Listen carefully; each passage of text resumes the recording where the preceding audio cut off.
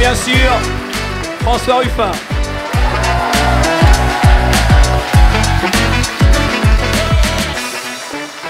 Encore merci pour votre présence. On a ce temps de table ronde ensemble et ça fait plaisir de vous voir aussi nombreuses, aussi nombreux. On va tout de suite vous donner la parole. Vous êtes là pour ça, ça fait un petit quart d'heure que vous patientez. On vous souhaite de passer un bon moment. En tout cas, on est là pour ça.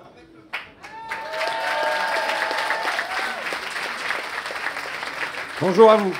Bonjour à vous. D'abord, vous dire que je suis un peu flippé parce qu'on va aborder là pendant cette heure un thème dont je ne suis pas familier, qui sont les questions institutionnelles, constitutionnelles, que je l'aborde avec une experte de la question, qui est Charlotte Girard, professeure de droit public à Nanterre, que je... Et devant vous tous, je vais vous dire, d'abord, partir d'une autocritique, dire en toute franchise pourquoi je m'intéresse tardivement aux questions des institutions et de la Constitution. Pourquoi, en effet, jusqu'à maintenant, ça n'était pas prioritaire pour moi. J'ai beaucoup écrit sur la démocratie, mais en fin de compte, très peu sur les institutions, parce que d'abord, je pense que le droit m'ennuie, parce que j'ai une conception qui fait que je pense que le droit est fait pour être tordu, et notamment pour être tordu par les forces populaires. Et ce qui m'a toujours beaucoup plus intéressé, c'est comment on fait pour réveiller les gens, et puis derrière les gens, eh ben, ils feront bouger le droit, ils feront bouger les institutions, ils feront bouger la Constitution, et ça se fera comme ça ensuite, et avec quelque part un regard critique, je le dis en toute franchise, sur ceux qui se réunissaient pour réécrire la Constitution, comme si on pouvait la réécrire à froid, en planifiant l'histoire. Je le dis, et ça comme ça, j'aggraverai mon cas, que j'ai parfois la même réserve sur les programmes. On fait des programmes, ok, on met des tas de mesures, il y en a 640 et ainsi de suite, mais derrière, que va être l'histoire ? L'histoire, elle sera différente si jamais, comme en 1936, on a des ouvriers qui occupent les usines et qui portent le programme et qui font qu'on les a, les 40 heures et les congés payés, ou bien si, comme en 1981, les ouvriers, peut-être qu'ils sont traversés par une espérance, mais enfin, en tout cas, ils vont au boulot normalement. Et donc, ce sont pour moi les forces populaires qui font l'histoire et qui font que, y compris, les institutions sont bousculées ou qu'elles ne sont pas bousculées. Aujourd'hui, on a une Assemblée nationale où il est interdit pour le public de rentrer. Et en gros, et en tout cas de parler. On voit que pendant la Révolution française, il y avait un surgissement des gens qui... entraient dans l'Assemblée, qui prenaient la parole, qui montaient à la tribune, et ainsi de suite. Aujourd'hui, quand vous êtes dans les tribunes de l'Assemblée et que vous prenez un papier, il y a un huissier pour vous dire que vous faites trop de bruit.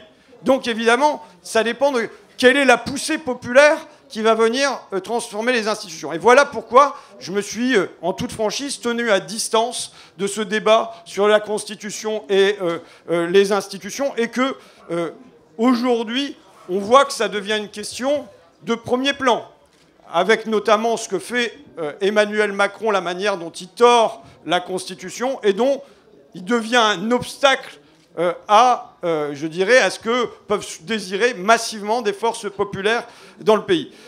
Ce qu'on se propose de faire avec Charlotte, c'est de passer quasiment 2 siècles et demi en revue de 1789, de la naissance de la gauche, de la naissance de la République dans la foulée, jusqu'à aujourd'hui, du rapport à la Constitution, si ça vous va. Ok. En 1 heure. En 1 heure, ouais, c'est ça aussi. Donc là, c'est le challenge maximal. Alors, d'abord, merci à Picardie Debout, à François Ruffin de m'avoir invité pour cette discussion publique. Alors, vous avez compris que ça a commencé par une autocritique publique. C'est pas mal. Je trouve que Fête de l'Humanité, il y a moyen de faire pire. Mais en tout cas, moi aussi, je vais faire mon autocritique. Comme ça, on sera à égalité. Tu as dit que tu étais plutôt un résistant à toutes ces questions institutionnelles parce que tu les trouvais perchées, voire tordues, et que de toute façon, c'était pas là que se faisait l'histoire. Je suis d'accord. Et c'est là qu'en effet, moi-même, je dois une autocritique publique, puisque j'ai cru pendant très longtemps, sûrement par des formations académiques, professionnelles, tout ce que vous voulez, et puis peut-être aussi une sorte de légitimisme, c'est-à-dire à croire que le droit faisait tout et que c'était donc par le droit que l'on pouvait changer le tout. Or, je me suis rendu compte, c'est pas que je ne crois plus à ça, c'est que je me suis rendu compte que ça ne pouvait pas se décréter. C'est-à-dire qu'un changement institutionnel, que je crois toujours important pour les raisons que tu as dites, que je crois toujours indispensable, ce changement-là, il ne peut pas se produire comme je l'avais imaginé avec mes camarades en 2016, 2017, puis même avant, c'est-à-dire par le biais d'un décret présidentiel qui convoque un référendum pour dire « Alors, vous êtes d'accord pour qu'on change ?» Et tout le monde qui dit « Ouais !» D'accord. Et ensuite, on convoque une assemblée constituante, etc., etc. Vous connaissez un petit peu l'histoire, mais on pourra revenir dessus. Enfin, la légende. Voilà.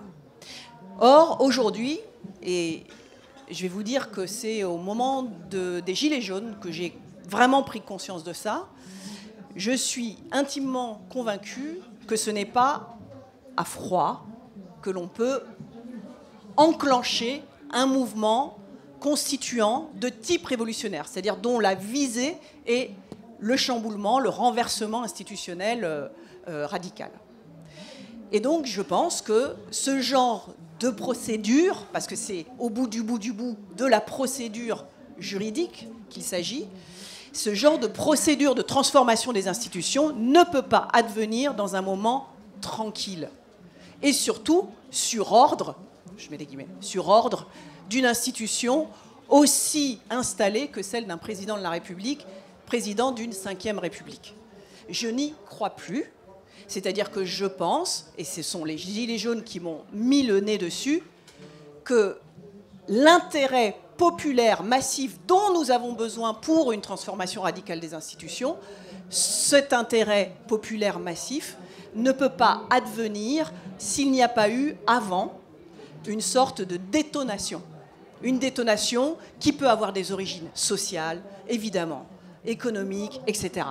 C'est-à-dire que c'est par d'abord un inconfort quotidien, du quotidien, quelque chose qui devient invivable, que petit à petit, chemin faisant, les gens, en fait, font tout simplement le raisonnement logique de ce que, si ils sont si mal, et s'ils n'ont aucun levier d'action pour améliorer leur quotidien, c'est qu'il leur manque un moyen juridique de le faire, qui se trouve, en fait, au sein, enfin résumé si vous voulez, ou encapsulé comme ça dans la question du pouvoir. Qui exerce le pouvoir dans un pays? On nous dit que c'est une démocratie, donc c'est nous normalement le pouvoir. Or, si on avait été à la place de ceux qui ont décidé qu'on partirait à 64 ans à la retraite, voire plus, ou que, etc., ben on n'aurait pas décidé la même chose. Du coup, moi, ici et maintenant, au quotidien, je fais le raisonnement qu'il y a quelque chose qui n'est pas logique entre les décisions qui s'appliquent à moi et ceux qui les prennent. C'est-à-dire qu'il y a une rupture. Et donc, c'est ce lien-là, c'est-à-dire de redevenir l'auteur des décisions qui s'appliquent à moi, qui est en jeu. Et ça s'appelle la question du pouvoir en démocratie. Et cela a, on va dire, une traduction juridique. En tout cas, les conditions de possibilité d'une démocratie, elles se décrivent aussi juridiquement, au sens où il faut une règle du jeu démocratique.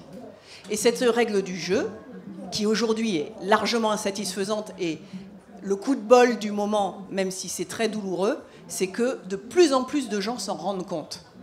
Et donc c'est ça, c'est cette opportunité-là, moi, qui me semble importante de saisir dans le moment. Apparemment, tu l'as compris aussi.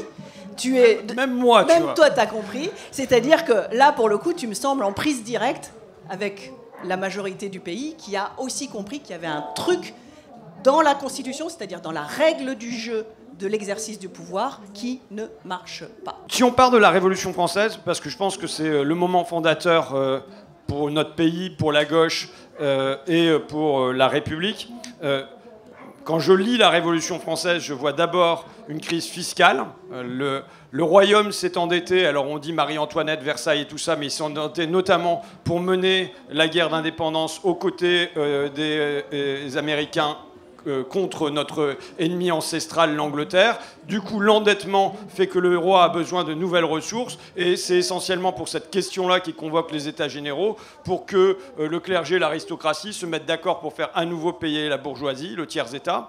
Que, évidemment, il y a une crise sociale plus immédiate, une crise sociale chez les paysans, chez les ouvriers, qui est une crise frumentaire notamment, avec des hivers durs et ainsi de suite, mais une crise sociale parce qu'on a une bourgeoisie qui a pris conscience de sa force et qui vient là pour réclamer des droits. Et à mon avis, avec comme modèle, quand elle arrive, je pense que le premier révolutionnaire le plus conscient dans le premier moment de la Révolution, c'est Mirabeau, et qui vient avec comme modèle en tête l'Angleterre et d'arriver à une monarchie parlementaire. Tu contesteras, hein, mais... alors, j'explique pourquoi, pour des raisons de classe, ça ne s'est pas produit et qu'on ne s'est pas arrêté à la monarchie parlementaire et que ça a bloqué. Je l'ai compris en voyant un film de Rossellini sur Louis XIV, et je regarde toujours les bonus des films, et dans le bonus des films, il y avait expliqué que le roi Louis XIV avait peur que se produise à nouveau la fronde pendant son royaume, pendant son règne. Et donc, c'est-à-dire une alliance de la bourgeoisie parisienne avec l'aristocratie. Et donc, il a eu pour but d'empêcher cette alliance qui s'était produite en Angleterre et qui avait abouti à la monarchie parlementaire entre la bourgeoisie et... Comment il fait? Déjà, il se déplace à Versailles. Ça veut dire qu'il arrache l'aristocratie à la bourgeoisie parisienne, il les sépare géographiquement. Il met la noblesse sous sa coupe, puisqu'elle habite dans ses appartements, et par ailleurs, vous avez vu, il se met avec des habits dans tous les sens qui coûtent une fortune, et en fait... Tout le monde les aristocrates doivent l'imiter, et pour l'imiter, eh ben, ils doivent s'endetter. Et l'endettement crée une dépendance qui font qu'ils vont être, voilà, comme ça, séparés de la bourgeoisie. Et du coup, quand intervient la Révolution française, il n'y a pas de jonction de classe entre la bourgeoisie et l'aristocratie. Et la bourgeoisie, pour mettre en mouvement le pays, est condamnée non pas à se tourner vers le haut, mais à se tourner vers le bas et à se tourner vers le peuple. Le peuple des campagnes, c'est la Grande Peur. Le peuple de Paris, c'est la Bastille. Et ce qui est une alliance qui ne s'est pas produite en Angleterre et qui fait que ça ne sont pas des épousailles. Il n'y a pas de jonction. Il y a une jonction, mais elle est pendant les 6 ans que dure la Révolution française, c'est-à-dire jusqu'à la chute de Robespierre. Ça se fait pas.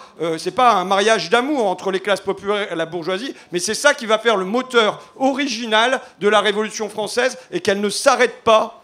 Comme s'était arrêtée la monarchie parlementaire en Angleterre. Peut-être aussi, mais je voudrais t'interroger là-dessus, peut-être aussi qu'il y a un deuxième modèle. On sait l'importance de Jefferson, par exemple, dans la Révolution française. On sait l'importance de Benjamin Franklin, qui a fait le lien entre l'indépendance américaine et la Révolution américaine et la Révolution française. Peut-être qu'il y a l'idée aussi, déjà en germe, dès 1789, chez un certain nombre d'entre eux, de la République.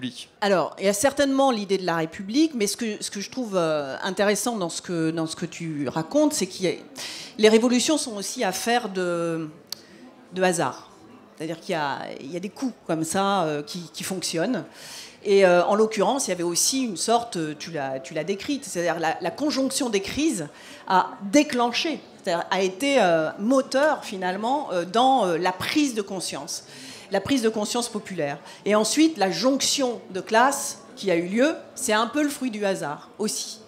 Et donc tout fonctionne comme ça. C'est-à-dire que les gilets jaunes aussi, c'est une sorte de hasard. C'est la taxe carbone qui va être le petit point de départ, mais qui ensuite va faire une prise de conscience. Et ensuite, le fait qu'il n'y ait pas eu de jonction précisément, comme il y a pu en avoir, mais on n'a pas été loin de ça.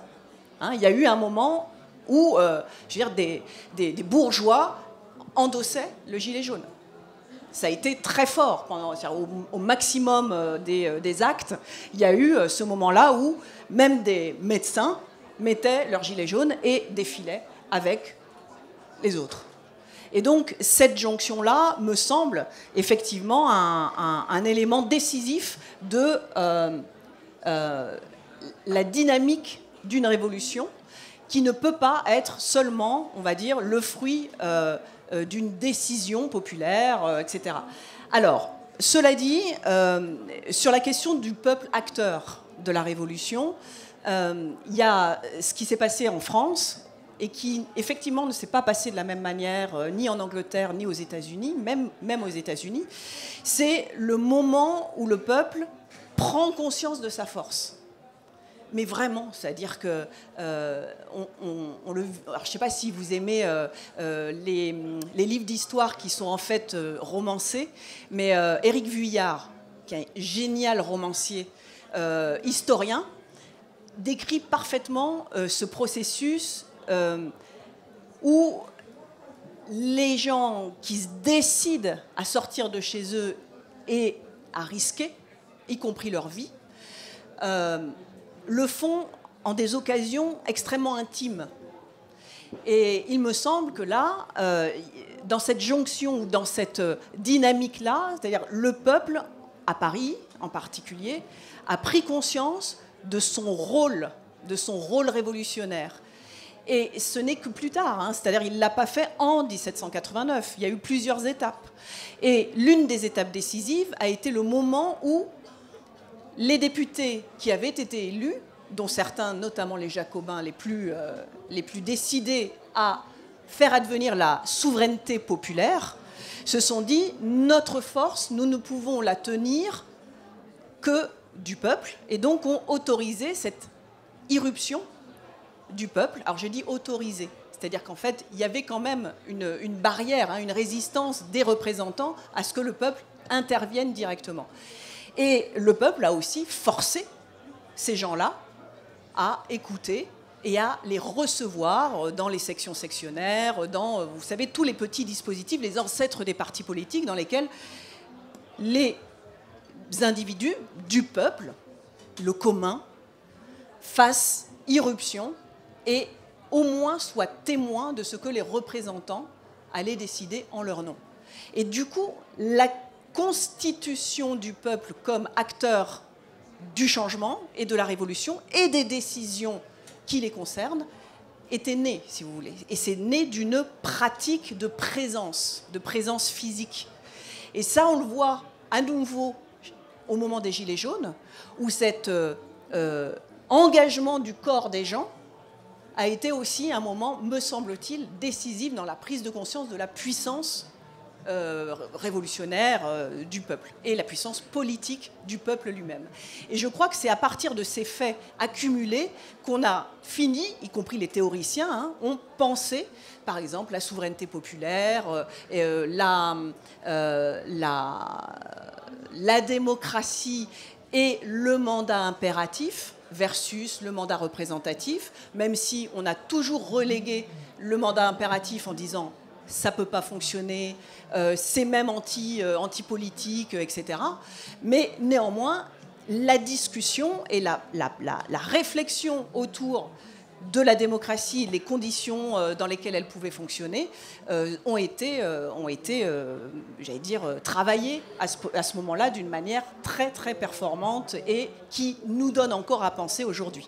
C'est-à-dire qu'aujourd'hui, on se fonde sur ces événements, mais aussi sur la théorie de ces événements-là pour imaginer ce qu'on pourrait décider pour nous-mêmes aujourd'hui. Quel est le mécanisme qui leur fait passer des États généraux à la République? Oui. Alors, je crois que... C'est pour ça que je t'ai parlé du peuple, pour répondre à cette question, au sens où la notion de République ne peut pas faire sans une représentation du peuple politique. C'est-à-dire que la République, c'est la mise en œuvre symbolique du peuple et du bien commun. C'est-à-dire de ce qui appartient à tout le monde, de ce qui finalement représente le pouvoir de l'ensemble, de l'État, mais aussi ce que nous possédons, c'est-à-dire les services publics, ça peut être le pouvoir législatif, la loi, la loi qui est le symbole républicain par excellence quand elle est décidée par tous, etc., etc. Donc tu vois, il y a bien un rapport entre la conscience des gens comme étant un peuple acteur politique et la République comme étant la traduction concrète de cette, et théorique aussi, de cette communauté, si tu veux. On en vient au 19e siècle. De la République. Voilà, le mouvement socialiste français, en fait, enfin, je suis baudeur des choses, hein, moi je ne suis pas spécialiste du tout de cette question, mais il naît en mettant beaucoup plus en avant finalement la question politique, c'est-à-dire le retour à la République, que la question sociale. Et c'est quelque part comme si, quand on lit un peu Louis Blanc, Blanqui, ainsi de suite, on aura la République et elle sera forcément sociale. Alors, ce lien nécessaire entre République et sociale, donc la République sociale, en fait, l'idée même de République sociale, c'est effectivement une idée du 19e siècle, mais qui a été beaucoup, beaucoup inspirée de ce que, on va dire, la révolution industrielle du moment générait, c'est-à-dire que le travail en usine, enfin, ou le travail en tout cas collectif dans des milieux urbains, etc., produisait une sorte de proximité de la peine, si je puis dire, qui coïncidait avec l'idée de commun, au sens de vie en commun, donc de république, mais que cela fonctionnait aussi avec l'idée que ensemble, on pouvait rejouer quelque chose de la Révolution, c'est-à-dire récupérer ou réhabiliter un pouvoir populaire pour un mieux-être quotidien. Et donc, la République était devenue cette solution au bénéfice du grand nombre qui était à exploiter dans les usines, etc. Tu vois, c'est-à-dire qu'il me semble que la coloration exclusivement, enfin pas exclusivement, mais la coloration sociale de la République, elle naît aussi d'un quotidien du travail et des travailleurs qui a indiqué qu'il n'était plus possible de se passer de ce collectif-là pour produire de la décision politique. Et donc, on va avoir la Deuxième République, dans son premier temps, elle va être à la fois une révolution politique et une révolution sociale, mais très vite quand même, certes, le régime de République va être maintenu, oui, mais sans révolution sociale, avec au contraire un éclatement de la classe ouvrière dès juin 1848. Bon, ça c'est une première chose.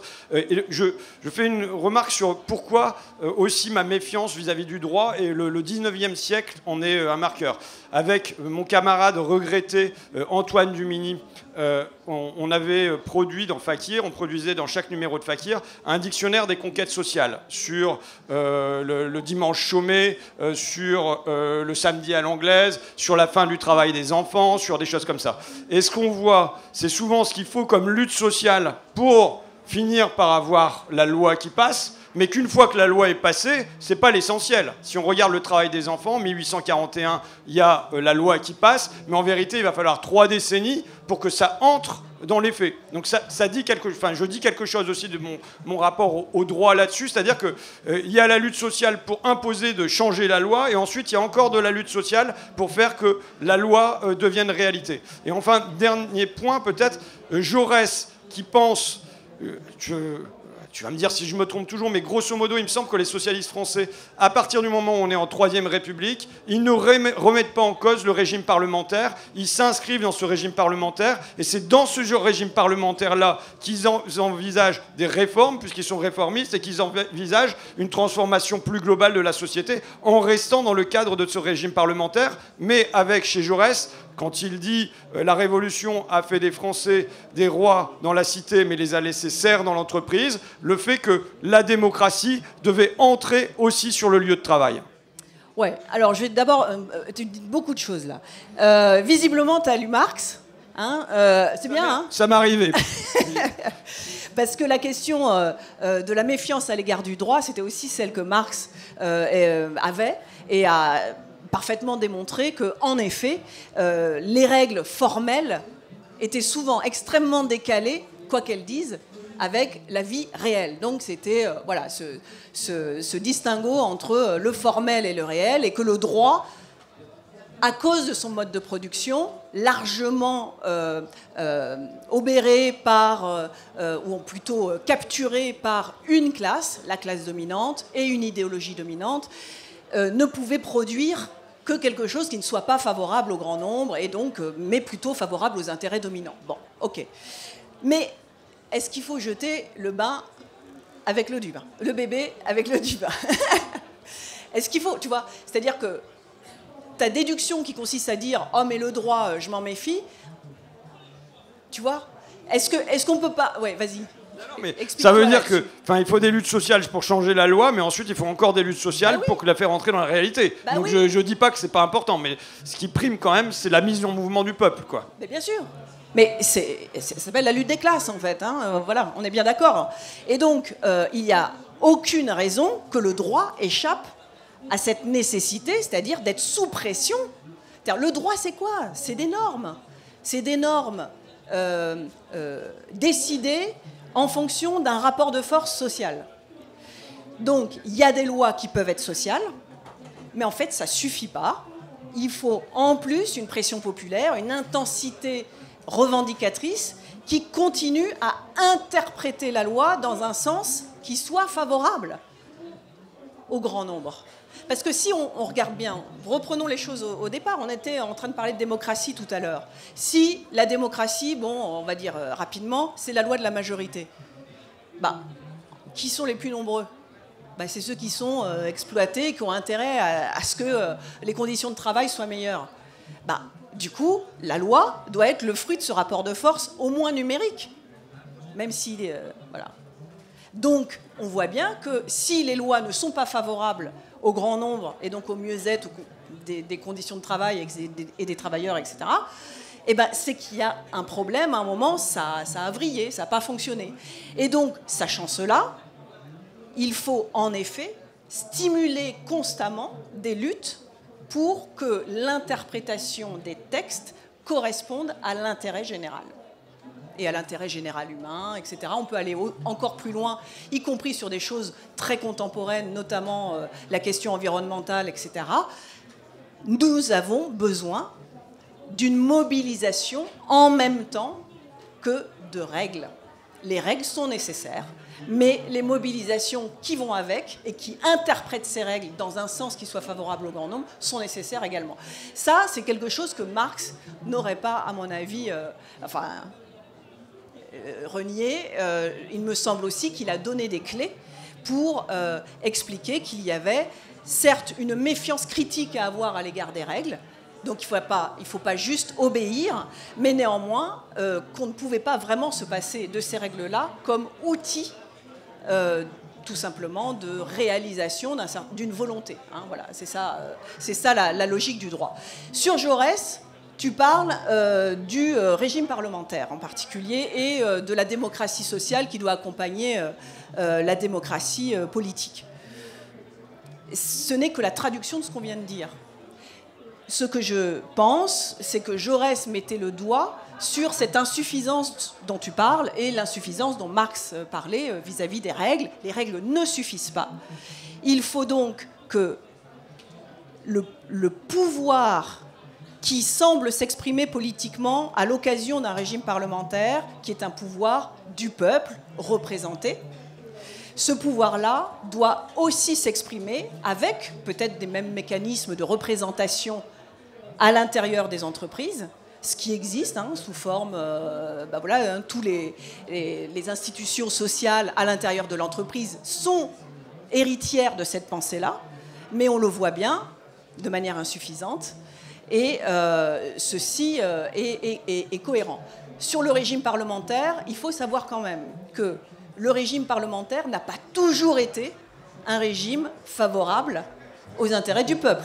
Loin s'en faut, c'est le régime qu'il y a dans la plupart des États du monde, et pourtant, dans la plupart des États du monde, on galère. Voilà. Donc ça veut dire qu'il n'y a aucune... c'est pas une panacée, c'est pas le régime qui va faire le bonheur du peuple. En revanche, c'est, de mon point de vue, et c'est peut-être le point d'après, c'est les règles d'exercice du pouvoir par lesquelles on peut justement équilibrer le pouvoir détenu par les dominants, qui peut, c'est-à-dire en fait l'intégration de contre-pouvoirs qui peut permettre qu'on s'en sorte, y compris sur le plan institutionnel.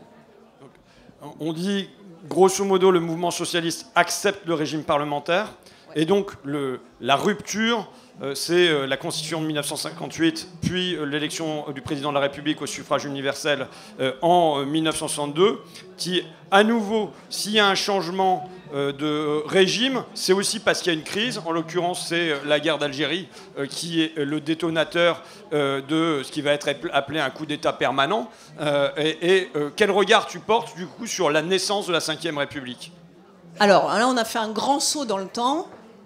C'est-à-dire qu'on est passé effectivement d'un régime parlementaire qui d'ailleurs, pendant la Troisième République, n'a cessé de se dégrader jusqu'au pétainisme quand même, donc la contre-révolution d'extrême droite pétainiste.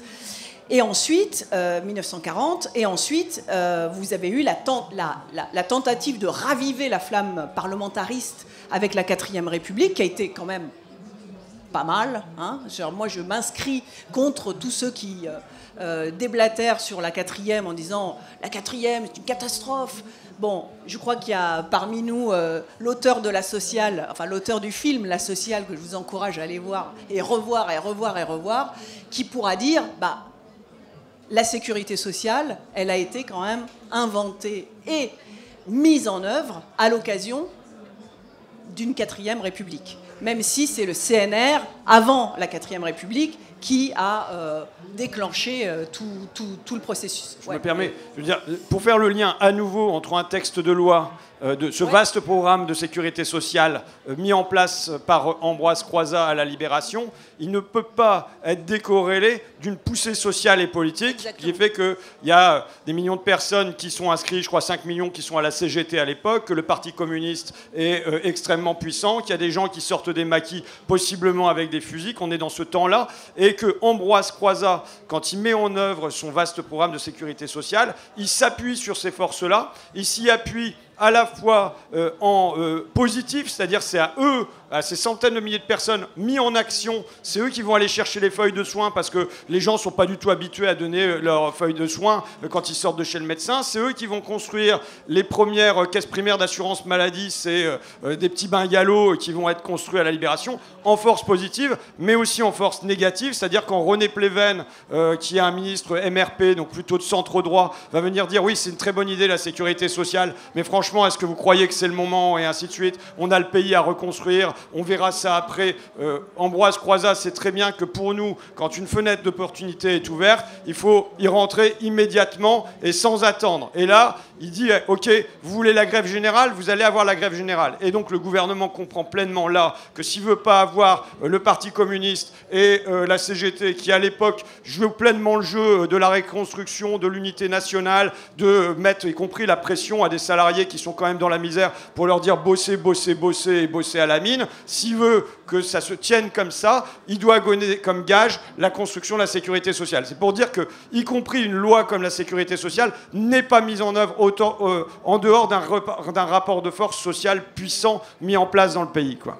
Évidemment. Et donc, ce qui s'est produit au cours de la Quatrième République a été plutôt favorable, effectivement, on va dire, au peuple, d'une manière un peu schématique. Mais d'ailleurs, ça a été inscrit de manière assez éclatante, au point qu'on garde encore en vigueur le préambule de la Constitution de la Quatrième République de 1946, avec des choses aussi incroyables que, précisément, les fondements de la sécurité sociale, les fondements de la retraite, les fondements du droit du travail, etc., etc. Tout ça, et de l'égalité femmes-hommes, inscrite dans le préambule de... Je peux encore ou pas ? Ouais, vas-y. Ouais, excuse-moi. Non, pour dire, tu citais Éric Vuillard tout à l'heure, donc son ouvrage, c'est 14 juillet sur la Révolution. Mais il fait aussi un autre ouvrage sur la guerre d'Indochine, qui s'appelle Une sortie honorable, où il montre que la guerre d'Indochine est venue pour préserver les capitaux, en gros, hein, quoi.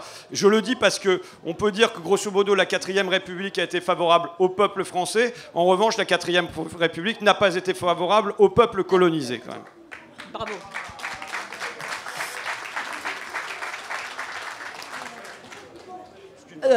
Du coup... Naissance de la 5e, De Naissance Gaulle. de la 5e, bah oui. Alors, justement, peut-être que ça allait trop bien sur le plan social sous la 4e. Et, bizarrement, les peuples colonisés, dont tu parlais, eh bien, pour eux, ça se passait toujours pas mieux. Loin de là. À tel point qu'ils décidèrent de se débarrasser du joug colonial. Parce que ce que faisait la République sur le territoire métropolitain, ce n'était pas complètement ce qu'elle faisait dans les territoires colonisés, n'est-ce pas? Donc, la question ici est évidemment celle de l'émergence d'une crise majeure de type colonial ou décolonial, et qui, à ce moment-là, a bouleversé les fondements de la République du moment, de la 4e, à tel point que les forces dominantes, en tout cas qui avaient intérêt, ont considéré que peut-être c'était l'occasion de se débarrasser d'un régime un peu trop favorable au grand nombre. D'où le coup d'État militaire de 1958, du 13 mai. Alors, je ne dis pas que tout se résume par ce coup d'État, mais en tout cas, ça a été l'occasion qui a fait le larron de Gaulle. Donc, il y a ici, évidemment, l'émergence, à l'occasion d'une crise majeure de la République elle-même, de l'État lui-même, l'émergence d'un nouveau deal institutionnel qui, celui-ci, a été maîtrisé, c'est-à-dire dans sa fabrication, par le pouvoir exécutif, et ce, depuis le début. Donc on commence par un coup d'État, et on y est encore, d'un certain point de vue. D'accord ? Et donc le coup d'État à Alger va porter, et c'est ça aussi qui est très intéressant, c'est que ce sont les militaires qui, pour l'Algérie française, qui vont demander le retour de De Gaulle, et à l'intérieur des revendications, le changement, la fin de la 4e République. Ils disent on n'en veut plus. On n'en veut plus. Mais de quoi ils veulent plus exactement ? Ben, ils veulent plus de l'impuissance, ils veulent plus... voilà. Et ils l'obtiennent avec un De Gaulle qui dit bon, bah, d'accord, et qui va, à ses conditions, à lui, refaire complètement avec ses boys, enfin ses acolytes, Michel Debré en tête, etc., qui va réécrire une constitution de bout en bout qui va donner la part belle au pouvoir exécutif. Et c'est aujourd'hui que nous sommes au nom de la résolution de la crise, au nom finalement d'un état d'urgence. Et c'est ça qui aussi doit résonner quand même à vos oreilles, nous qui avons maintenant une expérience récurrente des états d'urgence sous toutes leurs formes. Nous devons quand même faire le rapport entre les institutions nées d'un état d'urgence et d'un coup d'État et les institutions aujourd'hui qui sont celles qui permettent de manière quasiment instinctive la récurrence, comme ça, des états d'urgence pour remettre la main, remettre l'ordre, retour à l'ordre, etc., etc. Donc on a quand même des institutions aujourd'hui qui sont particulièrement hostiles, finalement, à la possibilité d'une expression démocratique libre, d'une expression démocratique constante aussi, et productive, finalement, d'un ordre démocratique. Tu dis une expression démocratique constante. Ça me rappelle un slogan qui était sur un gilet jaune qui disait faire l'amour une fois tous les 5 ans, ça n'est pas une vie sexuelle. Voter une fois tous les 5 ans, ça n'est pas une vie démocratique. J'en viens à moi la première fois où il y a une question de cet ordre-là au premier plan. À vrai dire, c'est le premier texte constitutionnel que je vais lire. C'est le traité constitutionnel européen en 2005. D'abord, donc c'est l'UMA qui publie ça, quand je reçois ce truc-là, enfin quand je vais l'acheter chez le libraire, je suis persuadé que jamais je n'arriverai à lire ça. Je veux dire que la Constitution, les textes de droit, la loi et tout ça, c'est pas fait pour moi, que ça sera quelque part inaccessible par le langage. Et en fait, je trouve ça hyper accessible et hyper clair. Ça me parle toutes les 3 lieux de concurrence libre et non faussée, de libre circulation des capitaux et des marchandises, y compris avec les pays tiers, parce qu'au fond, la Constitution européenne contenait à l'époque aussi un modèle économique. Bon, ça c'est une chose. Et je dirais que c'est à ce moment-là, évidemment, avec ce qui se passe, avec les 55% de Français qui disent non, je rappelle que c'est 80% d'ouvriers, donc c'est un véritable vote de classe, qui disent non à ce traité constitutionnel européen, et que derrière, les parlementaires s'assoient dessus, c'est à ce moment-là que le déchirement entre dans démocratie, que le pouvoir aille contre le démos ou se fasse sans le démos, c'est à ce moment-là que ça surgit pour moi comme une évidence. Et je le relis ensuite à un texte de Samuel Huntington qui date de 1975, mon année de naissance, qui s'appelle Crisis of Democracy. Donc c'est un rapport qui rend pour la commission trilatérale qui réunit les élites japonaises, européennes et américaines. Et il explique dans ce texte qu'il y a une crise de démocratie, mais parce qu'il y a trop de démocratie. On est dans l'après 68, et donc on a les ouvriers, les Noirs aux États-Unis, les femmes, tout ça qui s'organise, qui bouge, qui milite, qui sont dans des partis, qui vont voter, et c'est insupportable pour...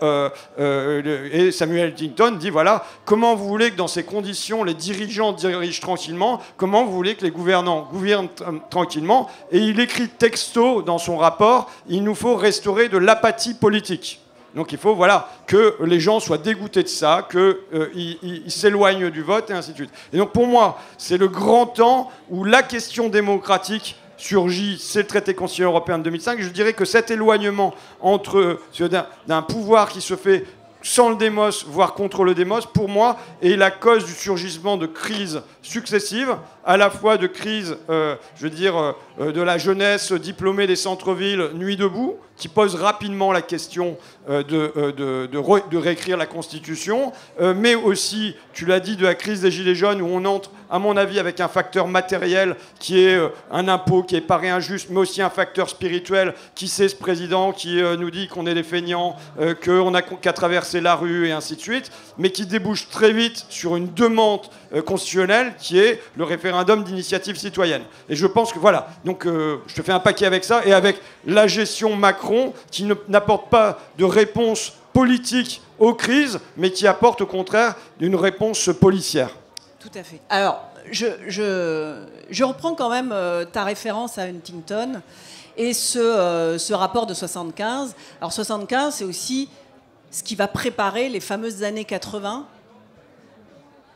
dans lesquelles le néolibéralisme a pris vraiment racine, a pris pied, avec une accélération du capitalisme et de sa financiarisation, etc. Donc, avec une accélération de l'oppression qui s'opère sur le monde du travail, sur les conditions de vie, sur tout ce qu'on connaît aujourd'hui, puissance 10. Et donc, ce qui me fait dire ça, c'est juste que tu as attribué la question des crises tu n'as justement pas attribué à grand-chose l'émergence de la situation de multicrise dans laquelle on est. Moi, ce que je crois, c'est qu'à ce moment-là, l'apathie populaire est encouragée pour précisément diminuer les points de résistance potentiels. Pourquoi ? Parce que précisément dans l'aggravation, le creusement du sillon capitaliste, à ce moment-là, on sait pertinemment que les conditions d'existence des gens vont se dégrader. C'est-à-dire que plus l'installation du système capitaliste, productiviste avance, plus la condition humaine recule, au sens où ça devient invivable. Et donc, source de révolte. Forcément, on ne peut pas accepter ça. C'est-à-dire que les conditions de vie, et notamment les normes capitalistes, deviennent inacceptables. Et qui dit inacceptable dit impossible à faire avaler sur le plan démocratique. c'est-à-dire par des procédures où les gens discutent, considèrent les textes, se posent la question, etc. Donc il faut que les gens, surtout, ne réfléchissent plus. Offensive médiatique à propos, et faire en sorte que, finalement, le rapport entre la violence des règles nouvelles, la mise aux normes capitalistes, d'une part, et la résistance des gens soit favorable aux règles. Donc, pour cela, il faut en effet organiser l'apathie et l'incompétence des gens, d'où cette sensation-là que tu as eue pendant le traité constitutionnel européen, qui est un modèle du genre en termes d'aggravation des conditions, de la concurrence, etc., et donc des conditions de vie. Eh bien, ce texte-là, il fallait quand même qu'on se l'avale.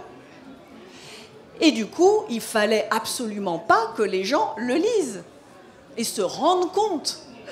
Vous savez, tous ces traités, les traités commerciaux là, qui en général sont adoptés dans les conditions les plus opaques, où on n'a même pas accès, même les députés européens n'ont pas accès au texte, ils sont obligés, mais ils ne peuvent même pas prendre des photos du truc pour pouvoir dire, bah voilà, il y a ça dans le texte, etc. Ouais, vas-y.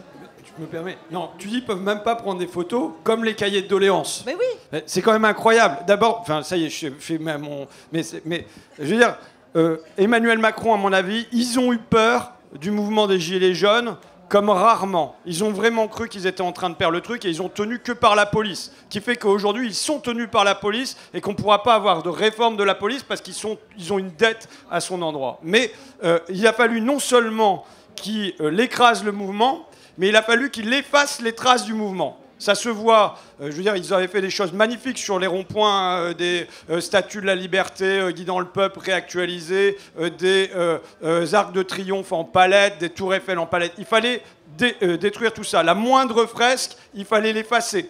Le visage de Marcel, moi j'avais étudié, il y avait un graffeur qui avait fait le visage d'un gilet jaune Marcel. Il a fallu que les CRS, non seulement ils prennent la toile, mais qu'ils la broient, parce que finalement c'était des symboles. Et les cahiers de doléances qui ont été appelés d'abord par les maires, mais auxquels Emmanuel Macron s'était rallié, il a fallu qu'il les cache. Je veux dire, je donne une anecdote, il y a eu un cabinet de consultants qui a été appelé pour faire une synthèse, pour numériser et faire une synthèse des milliers, des dizaines de milliers, centaines de milliers de doléances reçues.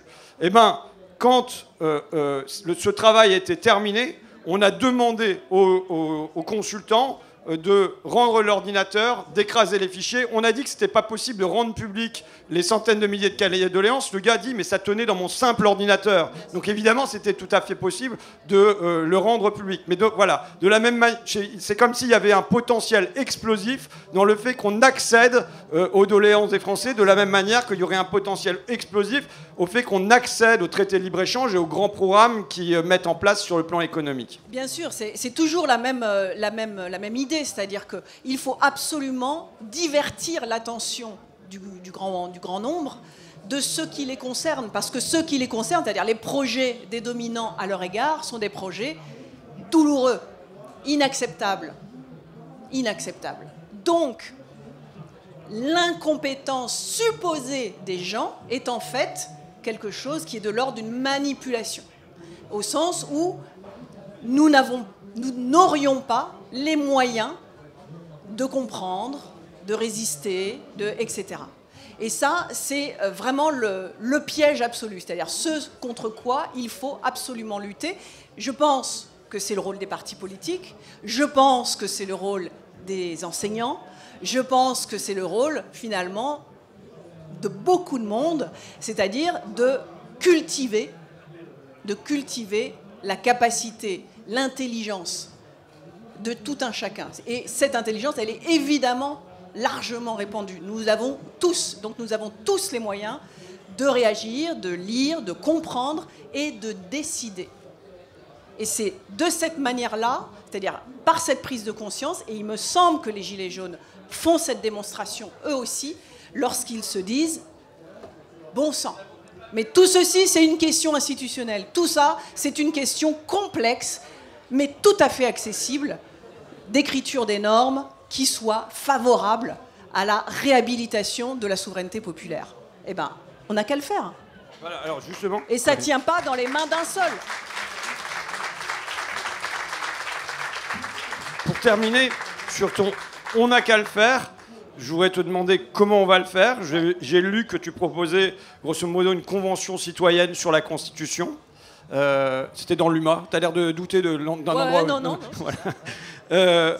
D'une part. Ouais. Et d'autre part, je voudrais dire aussi qu'il y a un grand projet de réforme constitutionnelle du côté du Rassemblement national et que c'est sans doute la clé de voûte en vérité de leur programme, parce que c'est le point d'entrée qui leur permettra de réaliser le reste. Donc je voudrais en dire un mot aussi, à la fois en positif. Peut-être qu'on peut commencer par le négatif, ça nous fera terminer sur du positif, quoi. Hein, on fait comme ça. Non, dire quel est le programme en matière d'institution et de constitution du Rassemblement national, parce que je pense que c'est quelque chose dont il faut qu'on prenne conscience massivement que c'est un point par lequel ils veulent rentrer. Ils ont déposé leur proposition de loi qui est vaste, d'accord ? Il s'agit de revoir 25 articles de la Constitution.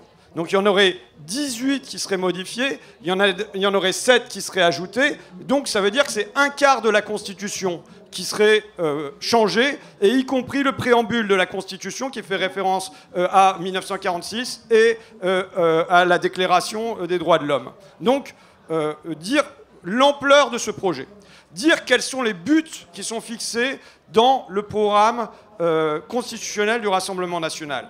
Il y a 3 buts. D'abord, c'est un régime d'exception et de discrimination à l'encontre non seulement des étrangers qui résident dans notre pays, mais aussi des Français binationaux et des mineurs nés en France. Donc c'est une xénophobie d'État, y compris à l'égard de Français binationaux. Par exemple, je pense à mon camarade Sabir Ben Yahya, qui est le responsable de la CGT de l'usine Metex qu'on a sauvé en Picardie et qui est franco-marocain. Et bien possiblement, on ne pourrait plus avoir de délégués syndicaux qui soient franco-marocains, pour dire une chose très concrète. C'est le premier point. Le deuxième point, c'est de prévenir toutes les personnes sur le sol de France, donc français et étrangers, des garanties offertes par les traités internationaux, la Cour européenne des droits de l'homme, la Convention de Genève et ainsi de suite. Et enfin, il y a un troisième point qui est à l'ordre du jour, c'est et sous la responsabilité du président, ou on imagine là en l'occurrence plutôt de la présidente de la République, la protection d'une identité de la France qui sera libre de définir comme bon lui semble. Ok ? Donc voilà les 3 points. Et enfin, je termine par la méthode qui se propose d'utiliser. C'est la méthode du plébiscite, c'est-à-dire que la modification de la Constitution ne passerait pas par l'Assemblée et par le Sénat et un congrès à Versailles, mais passerait par l'article 11. Je l'ai lu, je ne fais pas mon savant, mais par l'article 11 de la Constitution, qui est celui auquel avait recouru le général de Gaulle en 1962 et en 1969, et qui permet de passer par un plébiscite plutôt que par les chambres. Voilà, l'ampleur de la réforme proposée par Marine Le Pen. 2, les buts qu'elle se fixe. 3, la méthode qu'elle se propose d'employer. Comment tu commandes ça ? Bon.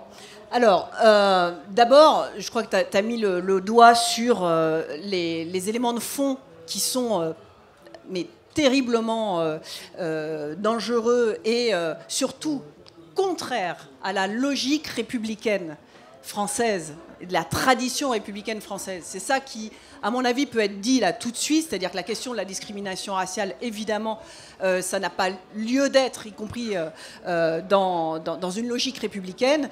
Et je trouve qu'il y a également une sorte de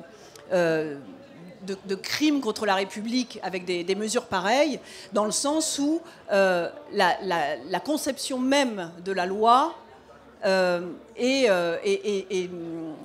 tordue. C'est-à-dire qu'il y a, de ce point de vue-là, une présentation de la loi commune, de la Constitution, qui ne pourrait pas être le fruit d'une décision de l'ensemble des Français. Parce que, si j'ai bien compris, il y a une discrimination par rapport aux doubles nationaux, qui sont quand même français, et qui n'auraient pas les mêmes droits et la même possibilité de se prononcer sur la loi elle-même. Donc, ils ne seraient pas, en fait, c'est des citoyens de deuxième classe, etc. Ceci est contraire à la tradition républicaine française qui fait de la loi, justement, le résultat, le fruit de la volonté générale.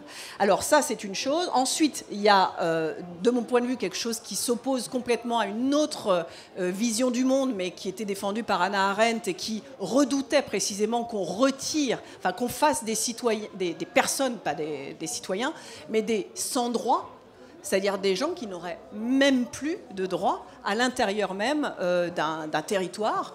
Et donc là, on est en train de créer finalement des, je sais pas, sous-hommes. Hein, vous voyez ? Là, il y a un danger majeur, en tout cas qu'il ne faut surtout pas, auquel il ne faut surtout pas donner d'opportunité. Sur la méthode, la question de Gaulle revient. D'accord ? En gros, le projet de Le Pen serait un projet, finalement, de 5e République empire. Puisque, si je vous comprends bien, elle ne change rien à l'équilibre ou au déséquilibre des pouvoirs, c'est-à-dire que la question de l'équilibre entre le pouvoir exécutif et le pouvoir du Parlement, par exemple, est inchangée. C'est-à-dire que c'est tout pour l'exécutif.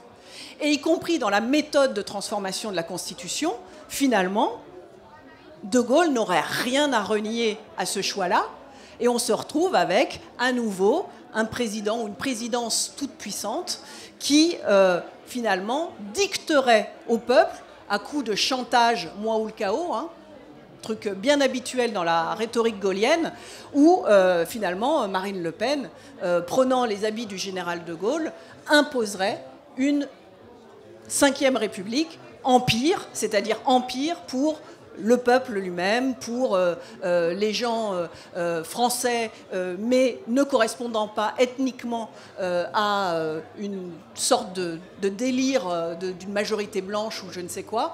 Bref, on est là dans zone rouge absolue qu'il faut absolument décrypter d'abord, donc en avoir connaissance, donc il faut dire qu'elle veut ça, pour permettre aux gens de comprendre l'enjeu et ensuite leur permettre de dire non. Et pour le coup, moi, j'ai pas de solution parce que je ne suis pas non plus... et c'est ça qui me semble difficile à contredire vis-à-vis de ce projet-là. C'est-à-dire que le recours au peuple est quelque chose qui, pour la gauche, hein, pour notre tradition, est quand même quelque chose de souhaitable. Or là, elle retourne le stigmate, si vous voulez, en disant, moi aussi, je redonne la parole au peuple dans ma méthode. Et là, on a effectivement un problème rhétorique et politique, puisqu'il va falloir quand même dire qu'il y a un danger ici. Mais pour le coup, ma position, si tu me demandes ma position personnelle à cet égard, je n'arrive pas à considérer que le recours au peuple soit systématiquement un risque ou un danger. Je pense que ça peut être, vous savez, quand on est sur le fil du rasoir, on peut tomber du mauvais côté, mais ça s'appelle le risque de la démocratie. En gros, parce que la question, là, je décrypte la question aujourd'hui, c'est est-ce que avant 2027 ou avant, parce qu'on ne sait pas quand est-ce que se déroulera la prochaine élection présidentielle, et disons qu'elle est à risque parce que la lame de fond pour le Rassemblement national ne s'est pas arrêtée le dimanche 7 juillet au soir, est-ce qu'on met en œuvre une réforme constitutionnelle qui ferme la possibilité, dans l'article 11, de recourir à un plébiscite pour transformer la Constitution, en gros. Et donc, toi, tu dis, non, il faut laisser la porte ouverte et il faut faire confiance au peuple ou faire le pari que si la question est posée d'une transformation aussi profonde de la Constitution par référendum, une majorité de Français auront le bon sens, l'intelligence de voter non à nouveau au moins à 55%. Voilà, et j'ajoute que ça investit la gauche, les gauches, d'une responsabilité majeure dans cette hypothèse. Parce que précisément, si on veut se donner toutes les chances que les 55% n'aillent pas du côté de la réforme Le Pen, mais aillent du côté d'une alternative de gauche, ou populaire en tout cas, pour l'intérêt général, eh bien, c'est la responsabilité des organisations de gauche de permettre que le débat ait lieu dans des termes qui permettent aux gens de comprendre les enjeux de leur choix. Et ça, c'est la fonction de la gauche. Alors, On a vu, dernier point, on a vu la version pessimiste pour la suite de l'histoire. La version optimiste, c'est nous gagnons. Nous gagnons, je t'avais vu il y a quelques années, et grosso modo, il y avait un plan de voilà, après une semaine, on va faire ça, après 3 semaines, on va faire ça, après 3 mois, on aura fait ça, et ainsi de suite. Que je regardais pour ma part, je ne te l'avais pas caché, avec un certain scepticisme, parce que, je le redis, l'histoire, pour moi, ne fonctionne pas comme ça. Mais aujourd'hui, comment tu envisages, en cas de prise de pouvoir, le changement des institutions et de la Constitution? Est-ce que c'est cette convention citoyenne sur la Constitution? Enfin, comment tu vois les choses? Bon, alors, tu te souviens de mon autocritique du début? Oui. À chaud et pas à froid. Bon. Le pari est le suivant. Si un gouvernement, enfin un président ou une présidente de Nouveau Front Populaire gagne, et une majorité de Nouveau Front Populaire s'ensuit, l'idée c'est que ça va pas bien se passer. Pas pour nos mesures, mais pour ce qu'on représente. C'est-à-dire que les milieux dominants, etc., vont évidemment réagir. En ce sens qu'il est probable que ça ne se passe pas tranquillement, cette prise de pouvoir-là. Pas par notre faute, par la faute de la réaction des dominants. Bon. Et donc c'est, me semble-t-il, dans ce moment d'intranquillité, pour dire le moins, qu'il peut aussi se produire quelque chose de l'ordre de la demande populaire d'obtenir un changement institutionnel, parce que de toute façon, ce sera un des éléments du programme, et c'est le cas. Aujourd'hui, le Nouveau Front Populaire parle de constituante et de 6e République, donc il va falloir le faire. Et il va falloir le faire grâce à cet engouement, on l'espère, mais dans un moment en général un peu chaud, comme évidemment, inévitablement ça aura lieu, il y aura cette demande-là. Et pour le coup, sur la procédure elle-même, bon, on verra comment ça va se passer, mais logiquement, enfin, tu vois, on peut y aller à la schlag ou en dehors même des clous de la Ve République, qui sera quand même en vigueur au moment où le Nouveau Front Populaire arrivera au pouvoir. Je pense qu'on n'a pas intérêt à être ceux qui disent on s'en fout des règles, alors qu'on va demander à des gens d'en adopter d'autres, tu vois. Donc je crois qu'il faut quand même à ce moment-là avoir un plan un peu procédurier et procédural pour que les gens se représentent ce qui pourrait arriver si jamais on était dans la position de faire cette assemblée, de convoquer cette assemblée constituante ou cette convention citoyenne. Là, il y a plusieurs formules, mais on est quand même d'accord qu'il faut que ce soit un processus le plus inclusif possible, le plus participatif possible, le plus délibératif possible et le plus patient et attentionné et respectueux de chacun qu'il nous faut. Voilà. Non. Pour conclure et terminer là-dessus, tu as mis le doigt sur quelque chose qui pour moi est essentiel, qui est que même si on a le président, la présidente la plus écologiste, humaniste, féministe, antiraciste, tous les bonistes que vous voulez, même s'il y a des super copains-copines qui occupent les ministères, même si à l'Assemblée on a une large majorité avec des députés très très sympas partout, même si, c'est évident qu'en face on va avoir la Banque Centrale Européenne qui va venir dire je crois que ça va pas être possible, il y aura le Fonds monétaire international qui viendra dire je crois que ça va pas être possible, il y aura la presse de Arnaud, Drahi et consorts qui viendra dire je crois que ça va pas être possible, bref on aura 1000 bouches qui viendront dire ça va pas être possible, et si jamais il n'y a pas une force populaire qui se lève et qui rend ça possible et qui fait que, j'ai lancé le mot Front Populaire le 9 juin au soir, tu sais que il était inimaginable